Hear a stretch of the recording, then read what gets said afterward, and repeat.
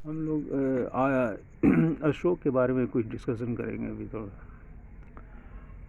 अशोक के बारे में जैसा कि पुराणों में उल्लेख है कि वो एक साधारण सा राजा माना गया था पहले, लेकिन बाद में जब 1837 में जेम्स प्रिशप ने एक ब्राह्मी लिपि को पढ़ने में वो सफल हुआ। उस अभिलेख को पढ़ने के बाद उसे समझ में आया कि देवनाम प्रिय प्रियदर्शी नाम का उल्लेख किया गया था, लेकिन वह देवनाम प्रिय प्रियदर्शी किसके बारे में लिखा गया वो नहीं समझ पा रहा था।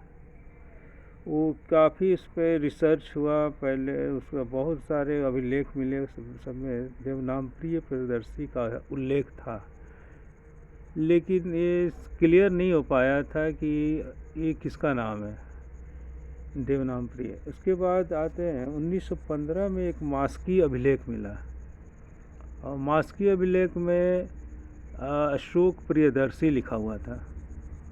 अब इससे क्लियर हो गया कि अशोक का ही नाम था। देवनाम प्रिय प्रियदर्शनी, देवताओं का प्रिय जिसे कहा जाता है, वो अशोक ही था। और जितने सारे अभिलेख मिले जहाँ जहाँ लिखा हुआ था देवनाम प्रिय प्रियदर्शी, वो मान लिया गया कि अशोक का ही नाम था। ये श्रीलंका में एक अभिलेख है, श्रीलंका में एक ग्रंथ है, उससे भी एक पुष्टि हो गया इसका।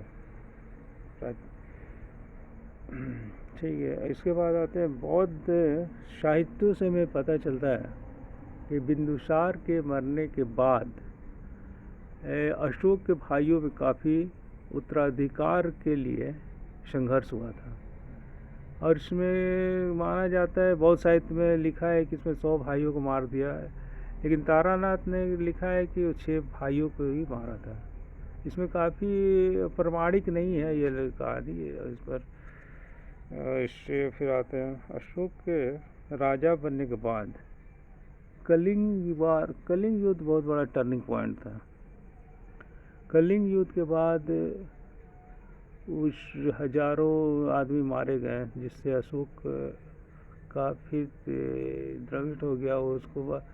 उसके बाद वह युद्ध करने का विचार छोड़ दिया और बौद्ध धर्म अपना लिया। हमें भावरा अभिलेख से जानकारी मिलती है कि उपगुप्त के द्वारा वो बौद्ध धर्म को अपनाया था। उपगुप्त एक बौद्ध भिक्षुक था, उसी ने उसको अपनाने में मदद की। इसके बाद इलाहाबाद में एक लेख है, जिसमें स्तंभ लेख में करुणावती और तिवरा का उल्लेख है, जिससे करुणावती उसका पत्नी, तिवरा उसका पुत्र का उल्लेख है। अशोक ने अपने 6वें शिलालेख में लिखा है कि खुद वो लिखा है कि अशोक चाहे वो किसी भी समय भोजन करते समय या राजनिवास में हो या राजप्रसाद राज दरबार में हो या कहीं भी, वो सार्वजनिक कार्य करने के लिए तैयार रहता था। वो जनता की शिकायतों को सुनने के लिए हमेशा तत्पर रहता था।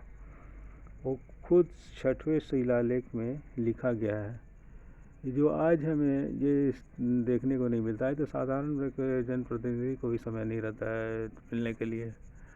IAS IPS ऑफिसर भी बनते हैं, उन लोगों को मिलने के लिए काफ़ी अपॉइंटमेंट लेना पड़ता है, उनको समय नहीं रहता मिलने के लिए। ये अशोक की एक बहुत ही महत्वपूर्ण चीज़ था, बहुत अच्छी उनकी व्यक्तिगत गुण था, जो आज तक किसी और में देखने को नहीं मिला है। अशोक के 40 अभिलेख है।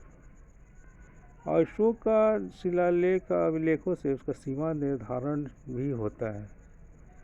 एक भंडारकर महोदय ने ये अभिलेखों की काफ़ी चर्चा की है। उसके मुख्य अभिलेख ब्राह्मणी लिपि में है और खरुष्टी लिपि, अरमाइक लिपि। 14 शिलालेख है। पहले में पशु की हत्या को निषेध माना है। और इस तरह हम लोग अशोक के पूरे शिलालेख पर आगे नेक्स्ट वीडियो में डिस्कशन करेंगे इसके। Thank you very much.